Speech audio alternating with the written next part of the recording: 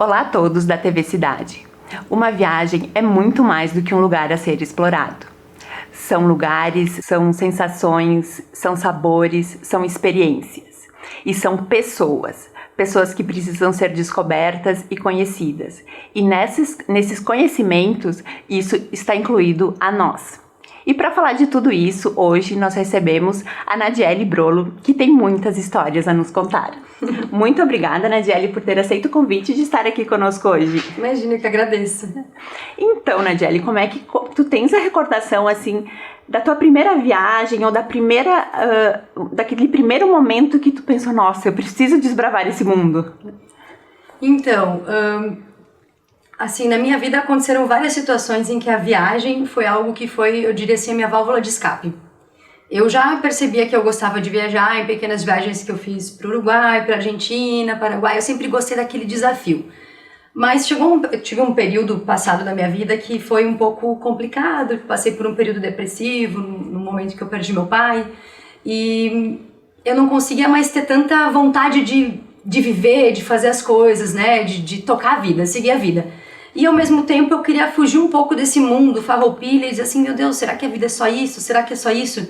E começou a me tocar essa vontade de me motivar a enfrentar esse período difícil que eu já havia passado, o pior momento, mas que eu continuava assim, repercutindo algumas resquícios de depressão, essas coisas na minha vida, vira e mexe ecoava isso de novo.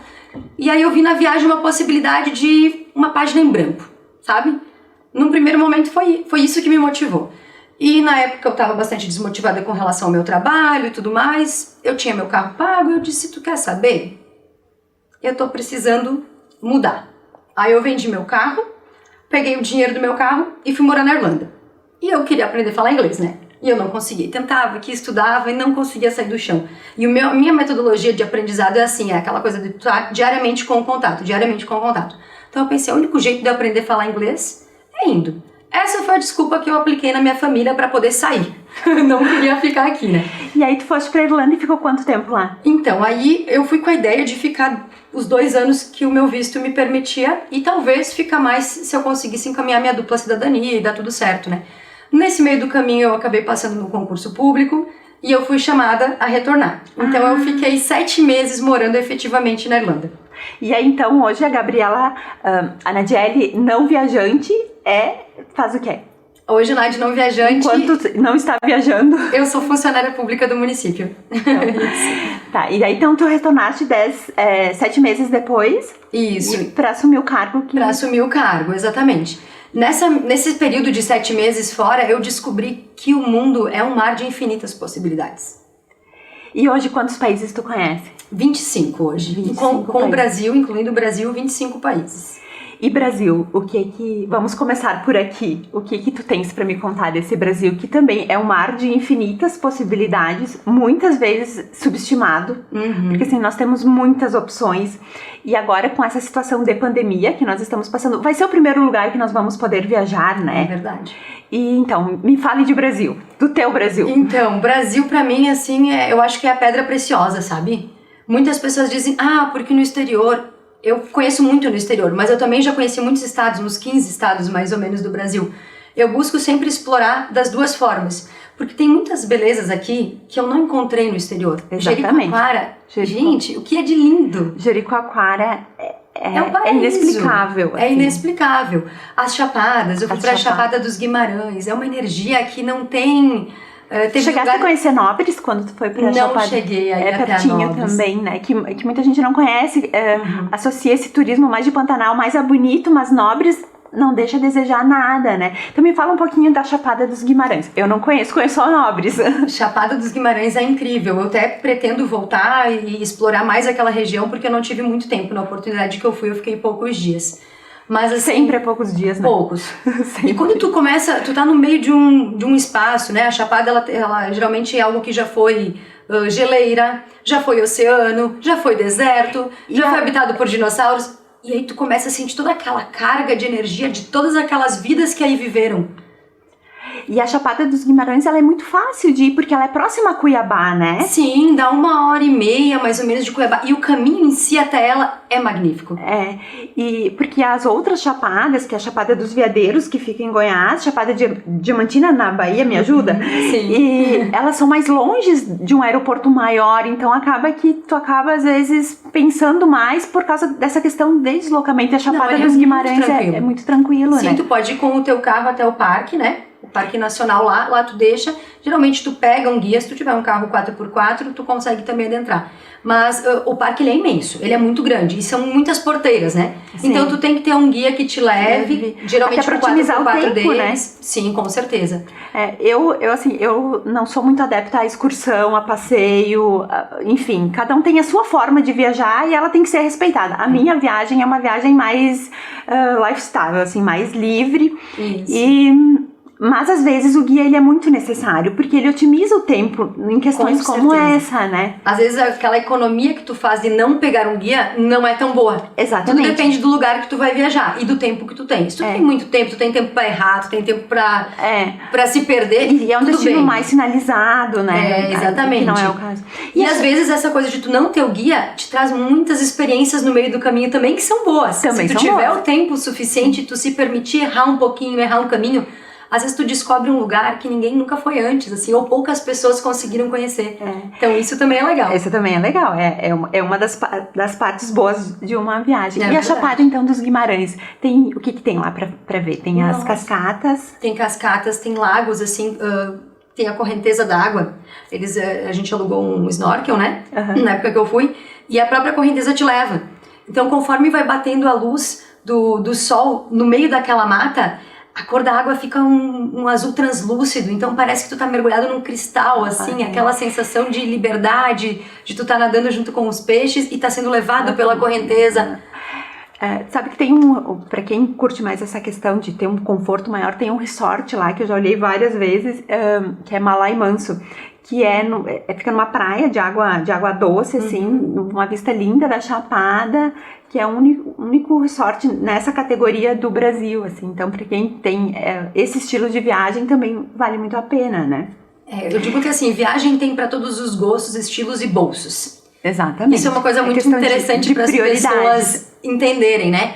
Muitas pessoas me dizem assim, mas tu viaja tanto, tu deve ser rica. Não.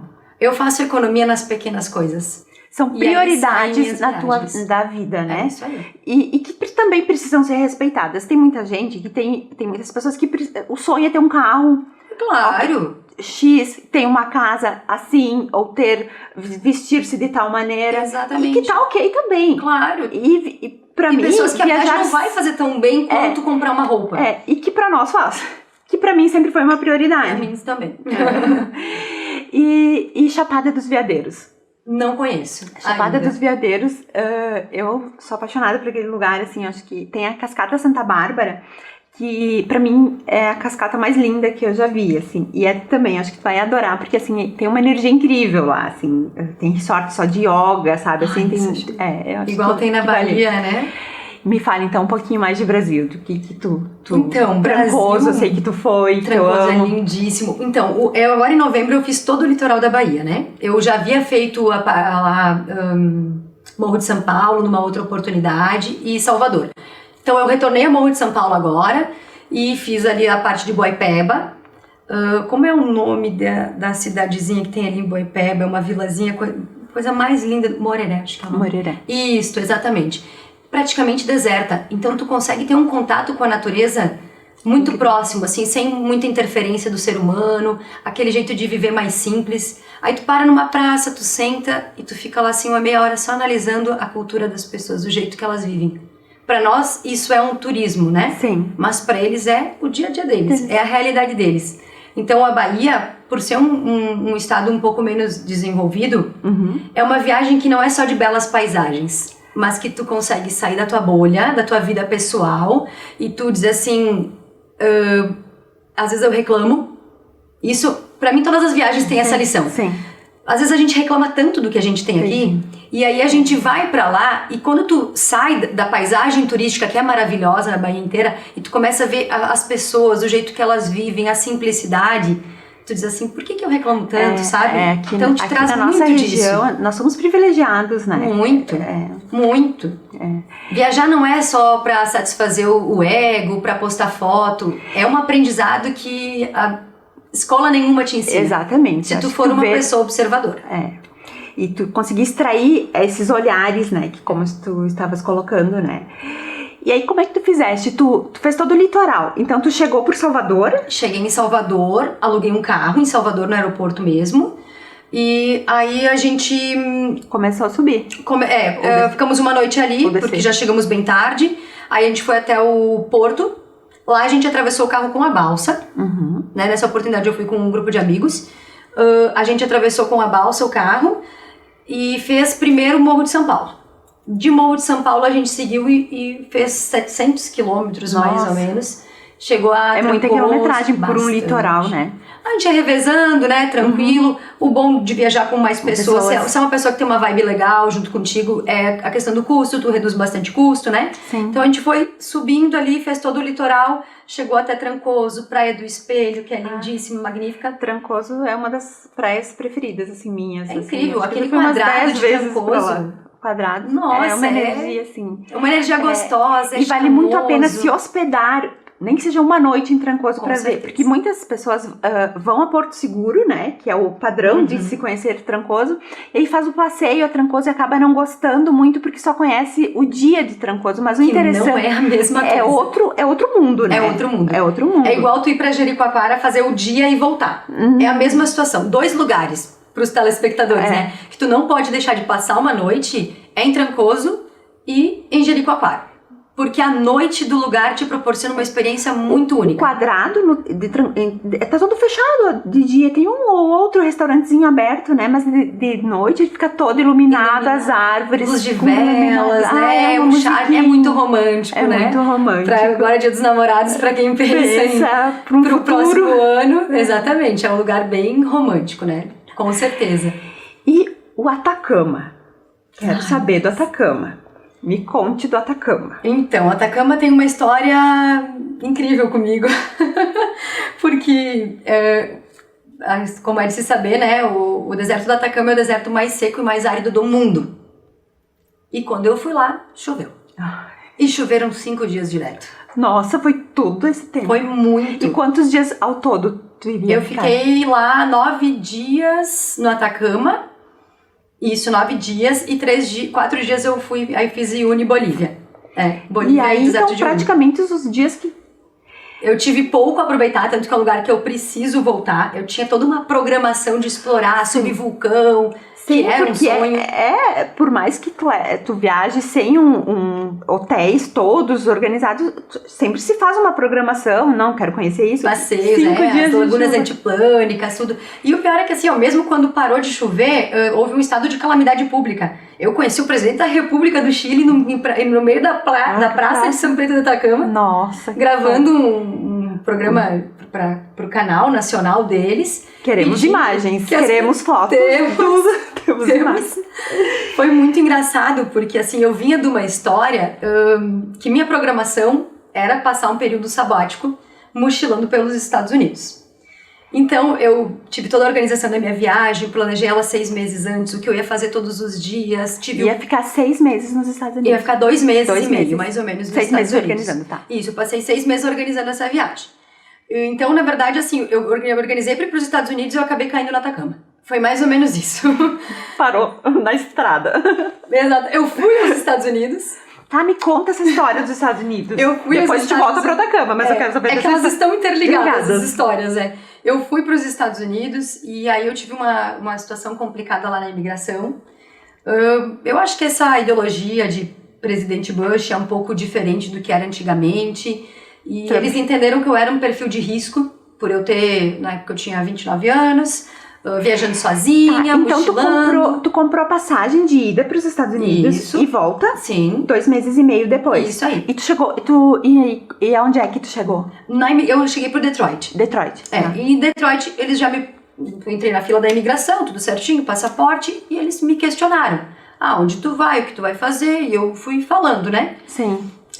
Nessa situação me perguntaram idade e tudo mais. Eu não lembro qual foi o ponto básico ali que desencadeou o fato deles me colocarem numa salinha à parte. Que é o pânico de todo viajante, né? Nunca tive noção. Sinceramente, nunca tive noção, nunca sequer pesquisei sobre isso, porque pra mim o meu pânico era fazer o meu passaporte e o meu visto em Porto Alegre. Passada essa fase, eu não fui com má intenção. Eu não fui com a intenção de ficar clandestina no país. Aí vai tranquila. Fui tranquila. Eu nunca pesquisei como seria. Aquela de quem não deve não teme. Não deve não teme. Cheguei lá, entrei na salinha. Eu tinha combinado com um amigo que era quem ia me hospedar em Miami. Tinha alugado o apartamento dele, né? Ele ia me esperar no aeroporto de Miami. Quando eu cheguei em Detroit, eu já mandei uma mensagem. Cheguei aqui, tá tudo certo. Quando eu fui pra salinha, não deu tempo de eu ver de novo o meu celular. Sim. E eles pegaram o meu celular e pediram pra ver minhas mensagens. Eu, tudo bem, não tem problema nenhum, pode. Coloquei o dedinho lá, né, o digital, tudo certo. Só que eu havia programado desses 2 meses e meio nos Estados Unidos, 30 dias no Havaí. E no Havaí eu me inscrevi pra fazer o World Parking. Não sei se você já ouviu falar. Não. World Parking. É um programa de voluntariado. Tu trabalha voluntário, em troca tu recebe hospedagem no hostel. Essa viagem, ela era muito mais para autoconhecimento, para evolução pessoal. A minha intenção era escrever um livro sobre as vivências. Por que eu escolhi o Havaí? É porque é onde foi criada a técnica do Ho'oponopono. Então eu queria me aproximar daquela técnica que naquele momento passado que eu comentei antes me ajudou a sair de uma depressão. Então eu queria uma forma de retribuição. Então eu escolhi lá para passar o meu período maior estando nos Estados Unidos e me desenvolver mais na técnica, conhecer mais as pessoas de lá, a ideologia de vida deles e, de certa forma, fazendo voluntariado, retribuir. Entendi. Retribuir aquele lugar, aquelas pessoas. Então, essa ONG que eu tinha me inscrito, eu ia poder fazer a parte de distribuir alimentação. Tudo muito bem planejado. Nossa, eu tinha planejado cada dia, eu sabia o que ia fazer. Isso também, às vezes, é ruim numa viagem, porque a gente cria uma expectativa muito grande. Então, tu tem que planejar sim, tu tem que estudar o lugar sim, mas também tu tem que dar um espaço pra flexibilizar que as coisas podem não acontecer como tu planejou. Tá, e aí foi assistir pra salinha. Fui pra salinha, pegaram o meu celular e viram uma mensagem desse meu amigo dizendo assim: se tu foi pra salinha, não fale tal coisa, não fale tal coisa e não fala sobre o trabalho que tu vai fazer no Havaí. Pronto. Quando eles leram a palavra trabalho, e estava tudo em português, chamaram a tradutora da Delta, que foi a companhia aérea pela qual eu fui, né? Eles olharam meu celular: que trabalho tu vai fazer no Havaí? E aí foi minha sentença de retorno pro Brasil. Eu tentei Ele tentou explicar, ajudar e no final complicou. acabou complicando, principalmente por esse motivo. E aí aí tu já fica ali, eles já te direcionam para um voo de volta. É assim, eu não me senti uma pessoa tratada com humanidade em nenhum momento. Não tive uma experiência nada boa. Já que eu já ouvi, assim. Eu não sei se por eu ser mulher, por eu ser jovem, por eu ser brasileira, eu senti um preconceito em todos esses sentidos. Me trataram com uma certa desumanidade, me deixaram 14 horas presa, literalmente dentro de uma cela, uma espécie de cela, porém a porta podia ficar aberta. Eu não tinha o que comer. Pra mim beber, eu ia ao banheiro, eu tomava água no banheiro. Tipo, eles em nenhum momento se preocuparam. Eu não sou uma criminosa. Sim. Eu estou aqui, eu não estava vindo para trabalhar, tentei explicar isso, não serviu. Enfim, acabaram, a sentença final foi que eu seria deportada e até esperar o próximo voo ficasse daquela forma. Mas tinha pessoas piores do que eu, porque não tinha cela para todo mundo que estava acontecendo aquilo. Tinha gente que ficava deitado pelo chão, assim, na própria recepção ficava deitado pelo chão. Mas assim, tu não deixa uma pessoa 14 horas sem comer, sem beber. Exatamente. É desumano. É desumano. É desumano. E aí eles não pagaram minha passagem de volta, eu tive que comprar. Aí eles queriam o dado do meu cartão de crédito. Tipo, me passa teu cartão de crédito. Eu disse, não, absolutamente. Eu disse, eu vou tentar remarcar minha passagem. Eu sou cliente da Gol, né? Comprei pela Gol e através de milhas e tal, foi pela Delta, mas através da Gol, né? Então eu disse, eu tenho direito à remarcação, vou tentar remarcar a mesma passagem pela qual eu vim. Eu não vou gastar mais o valor que for agora uma passagem pra retornar, né? Sim. E aí eles me permitiram. Sim. Aí eu peguei meu celular, tive acesso ao meu celular e consegui. Escondida eu mandei uma mensagem pra minha mãe, porque eles não deixaram eu falar com a minha família. Coisas assim, sabe, que não tem fundamento. Tá, e aí tu retornaste. E depois tu foi de novo para os Estados Unidos? Não, aí quando eu retornei, eu não quis voltar pro Rio Grande do Sul. Eu tava muito frustrada. Eu saí de casa com uma mala pra ficar 2 meses fora, período sabático. E principalmente que foi, assim, tu não foi com a intenção de fechar, foi uma injustiça. Não, totalmente. Não, porque eu sou assim, funcionária pública, eu mostrei meu termo de posse. Eu disse, gente, eu não tenho intenção de ficar aqui. Sabe que uma vez eu fui pra Salinha, mas não foi nos Estados Unidos, foi em Israel. Ai, Israel, o próximo destino. Israel também é comum de acontecer isso. Eu ouvi falar. E aí eles nos direcionam, quando eles, enfim, era eu e meu marido, era um casal sozinho. Normalmente vai grupos religiosos, né? O perfil maior de visitantes brasileiros, né? Um casal jovem, sozinho, vai fazer, né? E aí eles nos direcionaram pra salinha, depois revistaram toda a nossa bagagem de novo, aí tinha uma necessaire com os comprimidos, aquele kitzinho que a gente leva, quiseram saber o que era, a gente explicou e aí eles nos liberaram.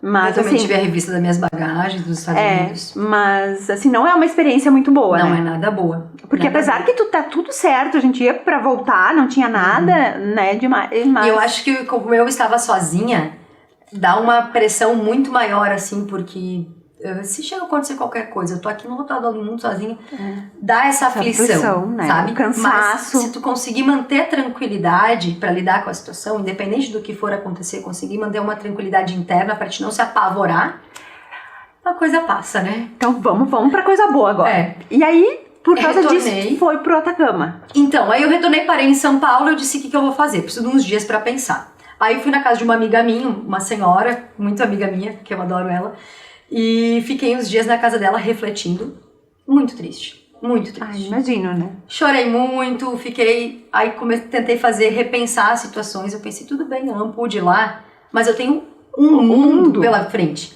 E eu tenho todo esse período da minha licença ainda pra me usufruir. O que eu faço agora? Aí um dia eu tava lá correndo no Parque Ibirapuera, chegou uma mensagem no meu celular do Melhores Destinos. Passagem pra Santiago, do Chile. R$700. Eu disse, tá aí. Olha, tá aí. Já o que eu ia gastar lá, eu tinha conseguido cancelar. Nos Estados Unidos, boa parte eu consegui cancelar. Eu disse, é um destino. Agora, é pra lá. É pra lá que eu vou. Então eu fui assim, ó, muito despreza.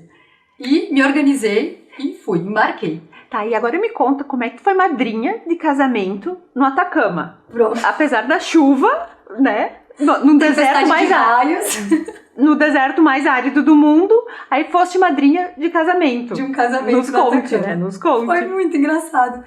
Porque aí eu passei uns dias em Santiago, de Santiago eu fui pra São Pedro do Atacama. Chegando lá, abri a porta do hostel, a primeira coisa que eu vi foi um fotógrafo fotografando uma carioca.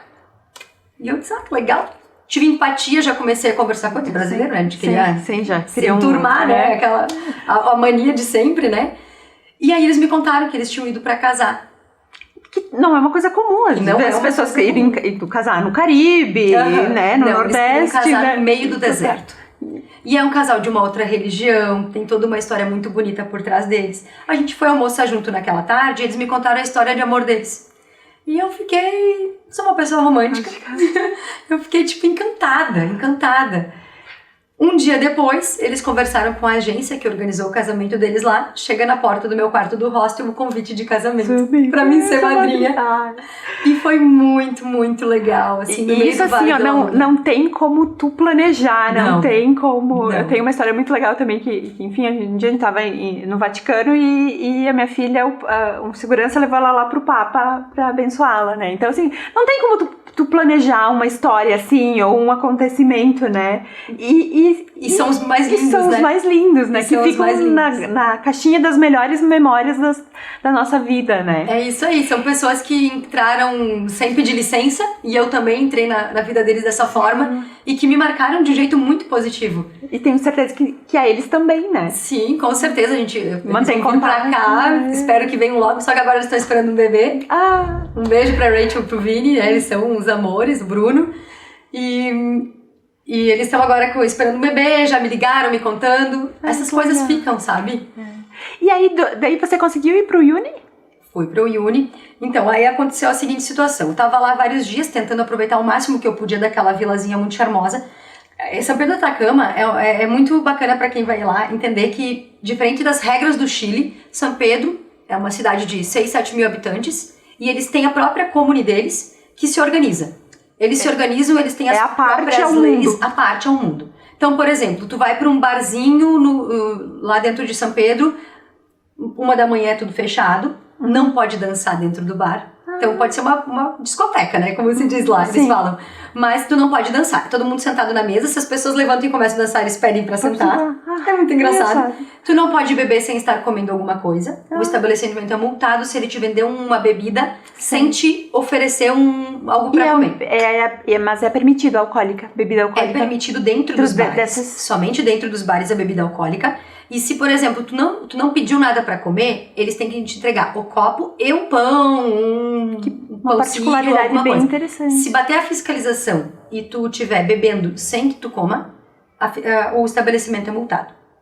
Por essa questão de não incentivar o álcool e tudo mais. Sim. Então são coisas muito particulares que acontecem em São Pedro, né? Deu pra curtir muito bem lá, eu aproveitei muitas coisas, conheci muitas pessoas, fiz amizades. Gostinho. De quero mais, com certeza. E eu pensei assim, faziam 54 anos que não chovia daquela forma, que o máximo que aconteceram cair pinguinhos. Se eu voltar lá, hoje eu vou ver aquela paisagem que todo mundo vê. Exatamente. Agora, aquilo que eu vi, somente há 54 anos atrás alguém viu. 54 anos, pessoas passaram por lá e não viram tiveram a oportunidade de ver. Florido. Tu tem noção de que o deserto tinha flores? O deserto mais seco, mais árido do mundo tinha flores. Então eu pensei assim, eu posso chegar aqui e botar minha atitude mental negativa e dizer, ai que saco, porque eu fui deportado dos Estados Unidos, aí eu venho pra cá, acontece um estado de calamidade pública, a cidade tá toda fechada. Ou eu posso pensar assim, há 54 anos ninguém tá vendo o que eu tô vendo. Porque assim, porque a chuva acaba frustrando às vezes numa viagem, porque assim, acaba com um dia às vezes, ou alguns dias de divertimento numa viagem, porque principalmente deserto, são todas paisagens que tu tem que ir, tem que ver, e a chuva acaba atrapalhando. Mas não atrapalha, porque lá assim, ó, na Vila de São Pedro é muito quente mesmo. No deserto de La Luna eu pegava a bicicleta, eu ia andar mesmo embaixo de chuva de bicicleta. Só teve uma situação que eu peguei uma tempestade de raios que não foi muito legal. Mas isso à parte, eu fiz tudo o que eu podia lá, assim, o que eu conseguia, independente da chuva, sabe? E à noite, lá é muito frio. Muito frio. Então tu tem temperaturas de 40 graus durante o dia e à noite menos 5 graus, dependendo do lugar que tu vai. É bem uma característica de deserto, né? Essa amplitude térmica. Eu conheci o geyser lá, um dos maiores geysers também do mundo. E tu sai de São Pedro na madrugada pra ir até o geyser, tu tem que estar com 2, 3 casacos, é extremamente frio, assim. Mas chega umas 10 da manhã no retorno do passeio, tu já começa que nem cebola, assim, tu vai se escalando, né? E chega na Vila de São Pedro no meio da tarde, tu já tá de short e regatinha. Então tu imagina num dia tu pegar menos 5, menos 6 e mais 40. Nossa, é muita amplitude. É bastante diferença. Nadiele, olha só como passa o tempo, né? Já acabou nosso tempo, mas assim, já sei que tem Europa, sei que tem Marrocos, sei que tem muita história pra gente contar. Então, eu já te convido para um próximo programa pra gente gravar de novo. Adorei te conhecer pessoalmente, Obrigada. Te agradeço por ter vindo. Foi ótimo conversar com vocês também, eu que agradeço. Então, estamos aí para uma próxima, né? Tem bastante história para contar. Obrigada. Obrigada eu.